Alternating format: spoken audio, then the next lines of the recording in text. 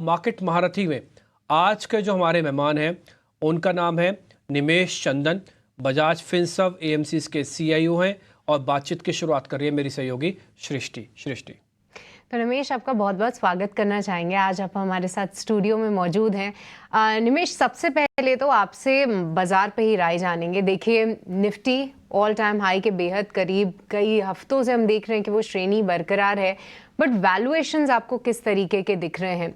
और साथ ही large cap और स्मॉल कैप काफ़ी अब इसमें दुविधा हो गई, क्योंकि स्मॉल कैप ने जिस तरीके का पैसा बनाया है, किस तरीके की इस साल में उम्मीदें करें, और लार्ज कैप स्पेस से आपकी क्या राय है?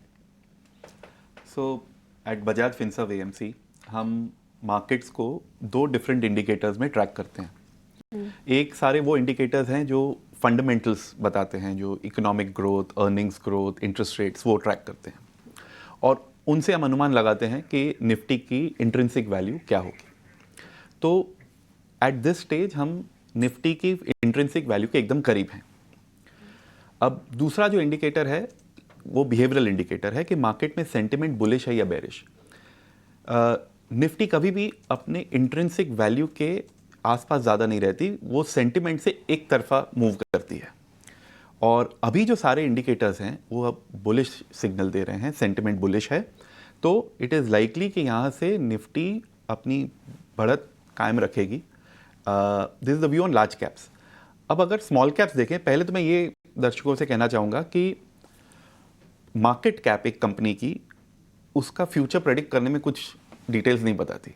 अगर एक कंपनी अगर 1 लाख करोड़ की मार्केट कैप है, दूसरी 30,000 करोड़ की मार्केट कैप है और तीसरी कंपनी है 2,000 करोड़ मार्केट कैप, अब आप सिर्फ मार्केट कैप जानने से अनुमान नहीं लगा सकते कि आपकी कैपिटल अप्रिसिएशन कहाँ ज़्यादा होगी। बट सेंटिमेंट जो है वो बताता है कि हाँ, अब स्मॉल कैप में लोगों को दिलचस्पी है, वो वॉलेटिलिटी लेने के लिए तैयार हैं। तो कंपनी के बारे में नहीं, मार्केट के सेंटिमेंट के बारे में स्मॉल कैप्स का इशारा ज़्यादा होता है। अब हम लास्ट 20 साल के कुछ रेशियोज देखें स्मॉल कैप के, तो स्मॉल कैप अपने वैल्यूएशन से कुछ 20 या 22% ज़्यादा ओवर वैल्यूड हैं। अब टिपिकली जब ये 30% से ऊपर जाते हैं तो ये बबल जोन में चले जाते हैं। एंड ये जो हमने लास्ट देखा है 2007-2017 में, तो ऐसा नहीं है कि अगर आपको कोई अच्छी इन्वेस्टमेंट मिल रही है जस्ट बिकॉज स्मॉल कैप है उसे रिजेक्ट कर लें। बट स्मॉल कैप्स में इन्वेस्टमेंट करने के लिए थोड़ा सा केयरफुल रहें इस समय, बिकॉज जो कैटेगरी है वो अपने वैल्यूएशन से थोड़ी हाई चल रही है, एक्साइटमेंट वहाँ पे ज़्यादा है। ओके, तो सीधा आपके लिए व्यू आ रहा है कि जो सेंटिमेंट है वो पॉजिटिव है, स्मॉल कैप में अपॉर्चुनिटीज तलाशें, पर लार्ज कैप स्पेस पे होनी चाहिए आपकी नज़र पर। निमेश, इसी के साथ आपसे ये भी समझना चाहेंगे, लार्ज कैप स्पेस कई सारे सेक्टर्स ने बेहतरीन प्रदर्शन दिया है। हमने देखा ऑटोज ऑल टाइम हाई पे, रियल्टी अच्छा एक कर रही है, साथ ही फार्मा स्पेस ने काफ़ी अच्छा किया है। अब कौन सी अपॉर्चुनिटी दिख रही है आपको लार्ज कैप स्पेस में जहां पे नजर रखनी चाहिए? अब जितने भी ऐसे सेक्टर्स या स्टॉक्स हैं जिन्होंने अर्निंग्स ग्रोथ बहुत अच्छी दिखाई है एंड एक प्रेडिक्टेबिलिटी है उनमें कि नेक्स्ट 2-3 साल अच्छे रहेंगे, वो सब डिस्काउंट मार्केट ने ऑलरेडी काफ़ी हद तक कर लिया है। तो अब लार्ज कैप में भी कुछ कॉन्ट्रेरियन इन्वेस्टिंग या कॉन्ट्रेरियन बेट्स के बारे में सोचा जाए, यानी ऐसी कंपनीज जो लॉन्ग टर्म के लिए अच्छी हैं but because of some reason short term में वो एक स्लो डाउन से गुजर रही हैं।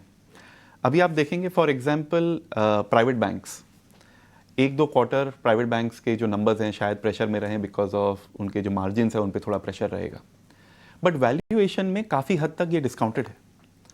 तो ऐसी अपॉर्चुनिटीज़ जहाँ पे मार्केट एक्साइटेड नहीं है आज, बट उन सेक्टर्स, उन थीम्स में लॉन्ग टर्म अच्छा दिख रहा है, तो those are the sectors to look eight.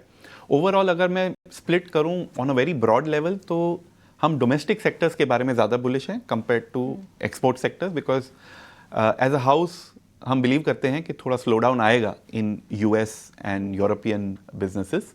तो जो एक्सपोर्ट रिलेटेड बिजनेस हैं वो शायद कुछ स्लो डाउन से गुजरें एंड वहाँ पे प्रोजेक्शंस जो हैं शायद अर्निंग्स डाउनग्रेड भी आ सकते हैं।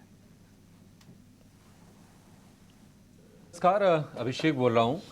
सर देखिए, बाजार रिकॉर्ड हाइज पर हैं और बाजार जब भी रिकॉर्ड हाइज पर होते हैं तो थोड़ी लोग चर्निंग करते हैं, स्टॉक्स बदलते हैं, सेक्टर रोटेशन भी करते हैं। तो आप जरा ये गाइड कर दीजिए कि अभी कौन से सेक्टर्स हैं जहां पर वैल्यूएशंस बहुत फेयर हैं, वाजिब हैं, और कहां पर हीटअप हो गए हैं जहां से दूर रहने की जरूरत है अगर किसी को निवेश का मन हो रहा हो तो?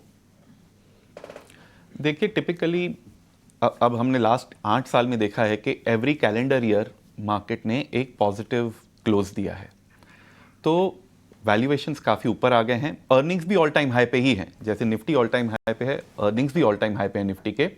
लेकिन मार्केट टिपिकली कुछ सेक्टर्स और कुछ स्टॉक्स में या कुछ थीम्स में एक्साइट हो जाता है और वहाँ पे एक्सपेक्टेशन और वैल्यूएशन बहुत बढ़ जाते हैं।